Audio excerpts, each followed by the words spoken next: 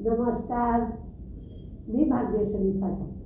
Market प्रेमी हा सोप्या मराठीतून शेअर मार्केट समजावून सांगण्याचा माझा एक उपक्रम आहे. आज पुन्हा मार्केटमध्ये गोंधळ आहे.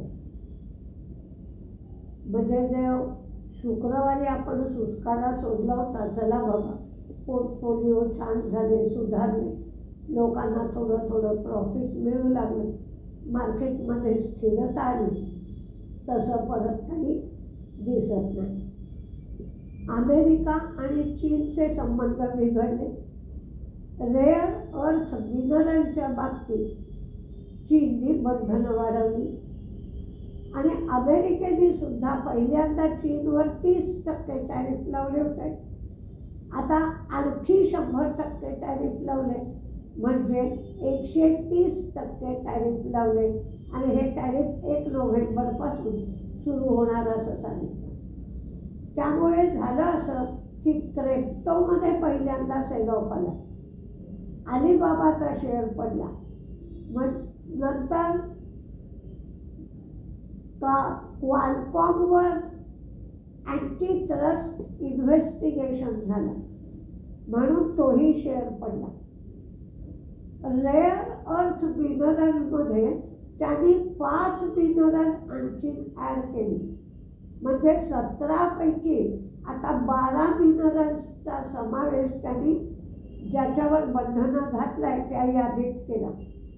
एक्सपोर्ट लायसन्स घ्यायला लागेल, त्याच्याच बरोबर मायनिंग, स्मेल्टिंग आणि मॅग्नेट प्रोडक्शनसाठी सुद्धा लायसन्स लागेल.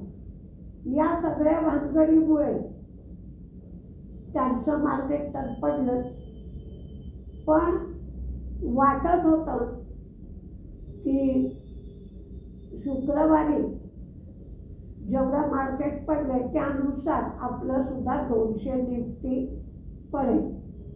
पण नंतर पुन्हा काही बोलाचाली ट्रम्पने केली, थोडंसं वातावरण सुधारेल याचा प्रयत्न केला की आम्हाला काय चीनमध्ये मंदी याविषयी वाटत नाही, अमेरिकेतही मंदी याविषयी वाटत नाही, असे काय काय बडबड केली. त्यामुळं थोडंसं वातावरण सुधारले. तर आज काय होईल हे बघावं लागेल. टाटा मोटर्सची उद्या रेकॉर्ड देते. आज टाटा मोटर्सचे शेअर घेतलेल्यांना सुद्धा डिमर्जरचा फायदा मिळणार आहे. कॅम्सचं स्प्लिट झालंय. एका शेअरचं 5 शेअरमध्ये कॅम्सचं स्प्लिट होईल. फॉरेन इन्व्हेस्टर्सची खरेदीच आहे आणि डोमेस्टिकची पण खरेदी आहे. फॉरेन इन्व्हेस्टर्सची 459 कोटी, डोमेस्टिक इन्व्हेस्टर्सची 1708 कोटी, डॉलर इंडेक्स 98, बॉन्ड यील्ड 4.05. तर क्रूड मात्र कमी झाले. क्रूड 63च्या लेवलला आहे. ती एकच भारतीय मार्केटच्या दृष्टीने फायद्याची गोष्ट आहे म्हणावी लागते. हिंदुस्तान कन्स्ट्रक्शनला 204 कोटीची ॲल्युमिनियम स्मेल्टर एक्सपान्शन ओरिसामध्ये करण्यासाठी हिंदाल्कोकडून ऑर्डर मिळाली. वारी रिन्युएबल यांचा रिझल्ट आलाय. प्रॉफिट 117% YOY बेसिसवर वाढले, तर रेव्हेन्यू 47% वाढले.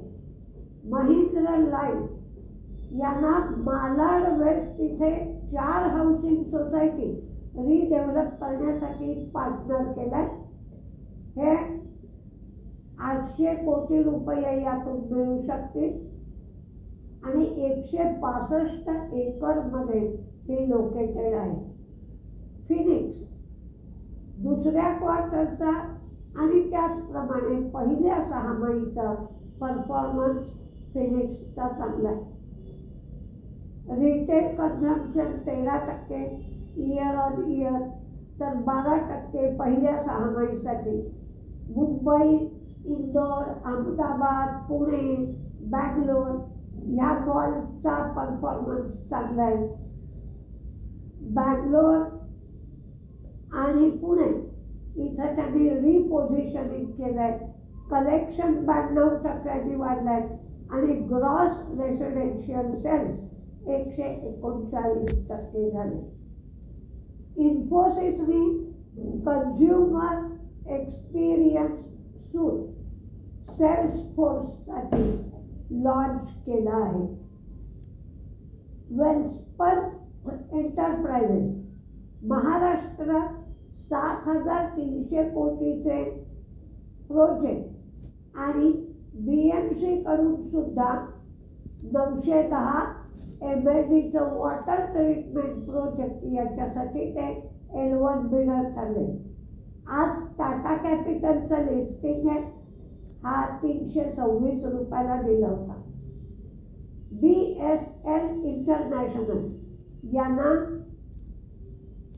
विदेश मंत्रालयाने 2 वर्षांसाठी इंडियन याची टेंडर्समध्ये भाग घेता येणार नाही असे निर्बंध लावले. जी प्रोजेक्ट चालू आहे ती करा, पण नवीन तुम्ही अप्लाय करू शकत नाही. ॲव्हेन्यू सुपरमार्ट यांचं नेट प्रॉफिट 4% वाढलंय, म्हणजे 685 कोटी झालं. पूर्वी ते 660 कोटी होतं. रेव्हेन्यू 16,676 कोटी झालाय. पूर्वीचा 14,445 कोटी एवढा रेव्हेन्यू होता. रेव्हेन्यू 15% वाढलाय, 15.5, आणि मार्जिन मात्र कमी झालंय. 0.30% मार्जिन कमी झालंय. युरोप्रतिक यांचं प्रॉफिट कमी झालंय, रेव्हेन्यू मार्जिन वाढलंय.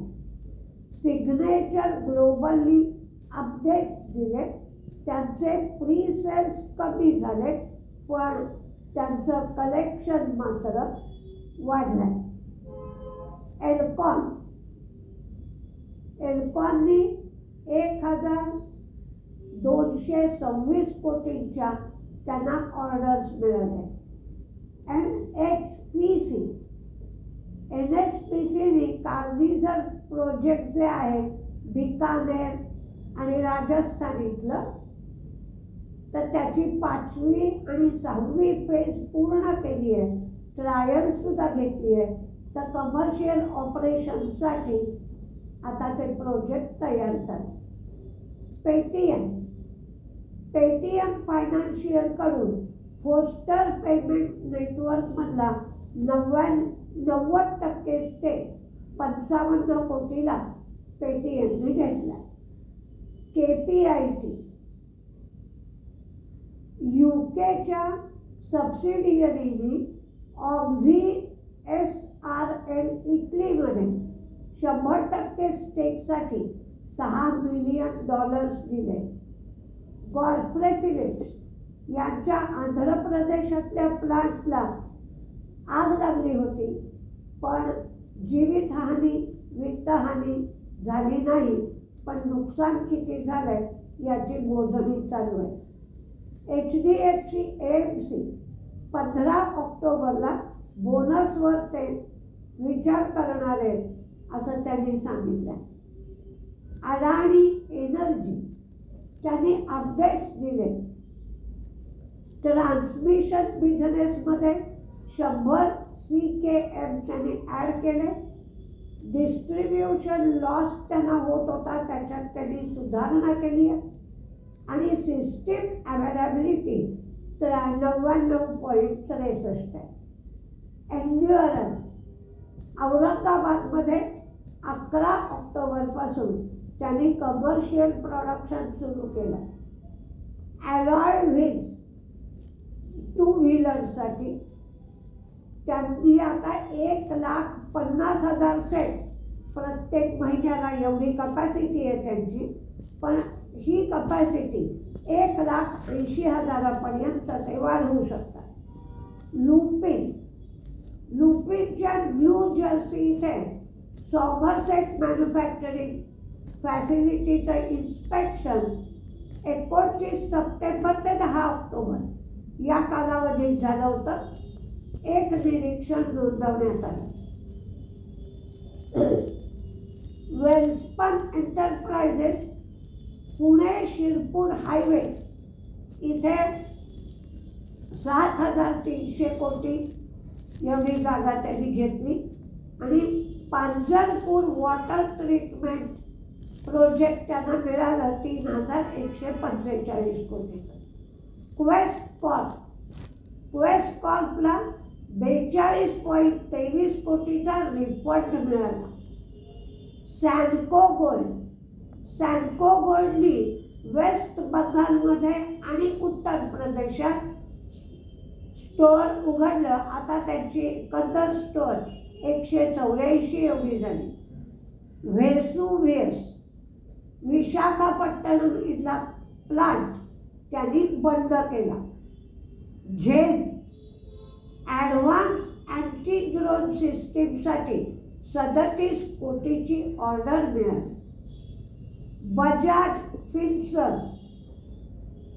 बजाज फिन्सर्वच्या ज्या सबसिडियरी आहेत त्याचे अपडेट्स दिले. बजाज जनरल इन्शुरन्स यांचा ग्रॉस डायरेक्ट प्रीमियम 2,218 कोटी सप्टेंबरपर्यंत झालंय. बजाज लाईफचं 1,374 कोटी एवढं झालं. एशियन पेंटनी UAE मध्ये कमर्शियल ऑपरेशन सुरू केलं आहे. आता आपण कुठले शेअर तेजीत राहतील, कुठले मंदीत राहतील हे पाहूया.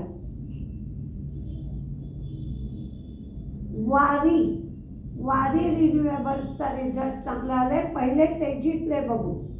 वारी, मग spark, CE info, Bandhan bank,